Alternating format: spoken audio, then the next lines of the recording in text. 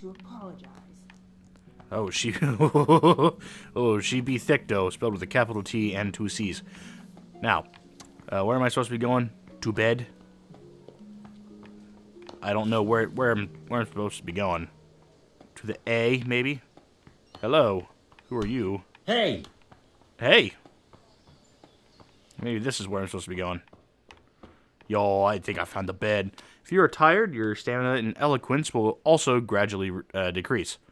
Sleep is the solution. Find an available bed, which you'll recognize from the icon in the compass of bed. Sit on it, A. Launch sleep, A. And okay, whatever. I shall sit.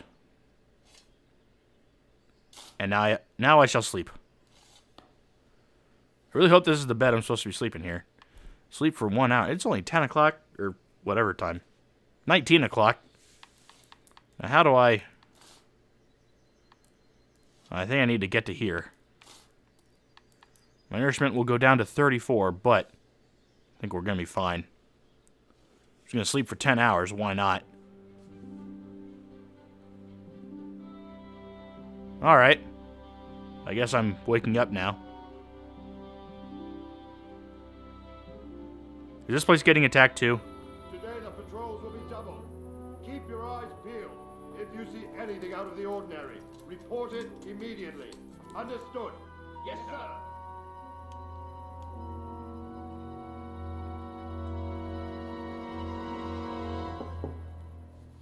Yes? It is I, Henry. Forgive the intrusion. I didn't wake you, boy, did I? My lady, no, not at all. But what brings you here at this hour? I thought you could do with a little wine. It's just what you need to help you sleep. My lady, thank you. You really shouldn't. You could have sent a sermon. I was going to, but to tell you the truth, I couldn't sleep either. I thought of you while saying my prayers. How awful it must have been for you. I came to offer you solace, to let you know you're not alone. Thank you. Thank you kindly. You're welcome. Now, Henry, I know this is all very new and strange for you, but I want you to feel at home here. You're not to worry about anything except getting better. God knows you've been through a terrible ordeal. I know what it is to be left alone in the world, although your loss is much greater.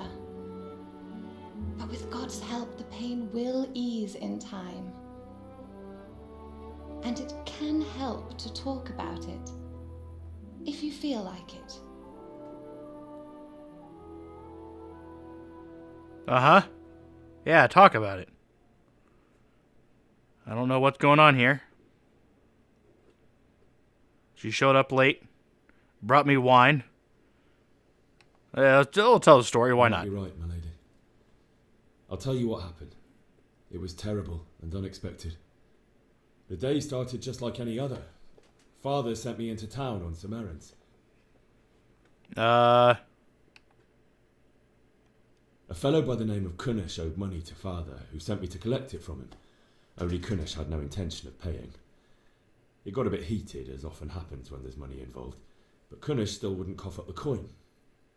Father was too generous for his own good, letting even a scoundrel like that buy on credit. Oh. When I'd done all the errands, I headed back home. I promised Father I'd help him with his work, and I was looking forward to it. He was forging a sword for Sir Radzig. Father and I always chat in the forge.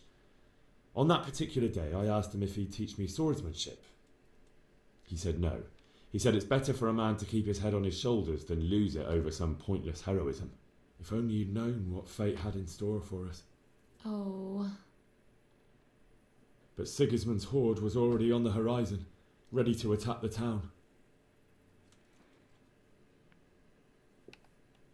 A horde of soldiers was amassed. Pennants flapped in the wind, the armour glinted in the sunlight, and the horses whinnied impatiently. They were waiting for Sigismund to give the command to attack.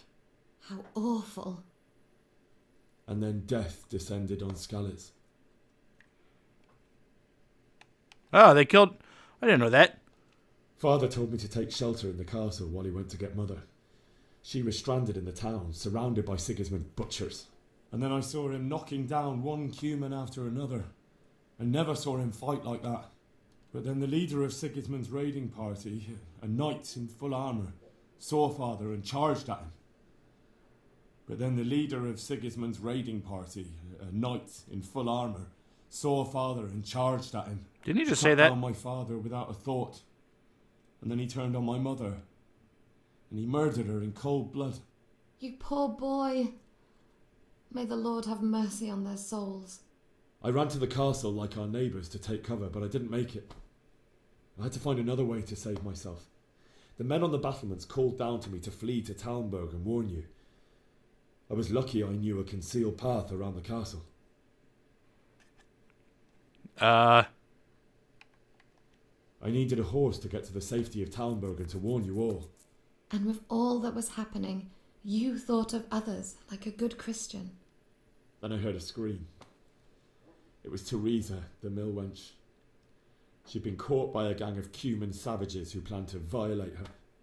I had Sir Radzig's sword, and even though there were several of them and they were better armed, I had to try and save her. I wanted there to be at least one person I'd helped. And I succeeded, even though it almost cost me my life. After that, I stole a horse from them and rode off. Like a valiant knight. I'll never forget the horror. It will haunt me for the rest of my life. Well, never mind. That's terrible.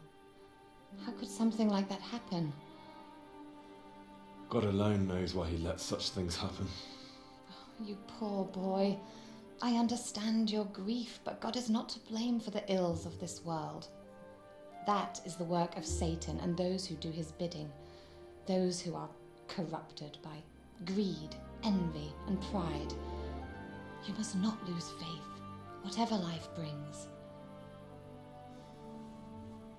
Fate has not been merciful to me, and my husband either.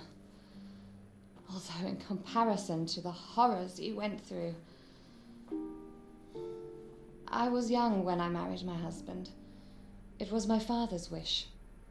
Divish was a lot older than I, but a woman must bear her lot. Shortly after our marriage, before I even got a look at Talmberg, the castle was stormed and my husband was imprisoned. Really? My husband had some quarrel with Sir Havel Medek of Valdek, who decided to resolve it by force. He stormed the castle, burned down the village of Pribyslavitz, and killed many of our men, even the old chamberlain. He imprisoned my husband in the castle and put his own garrison there. That's awful. I was barely 18 years old, and all of a sudden, I was left alone with Sir Robert. We didn't know what to do. We went to Prague to appeal to the king and sought help from Divish's friends, but all to no avail. We tried for years, but it seemed I was destined to be left alone and my husband to rot in jail in his own castle. Years, you say? 7 years. That's how long it took before Havel was condemned as an enemy of the crown. And even then he refused to surrender the castle and release my husband. In the end, I raised the money to pay a ransom, and only then, by the grace of Lord Jesus, did I finally lay eyes on my husband once more. 7 years? And was Havel punished for it? Never. And after 7 years, my husband returned to me an infirm old man. Sir Divish seems like a good, strong man. Certainly, only he has many concerns. The fuck is that?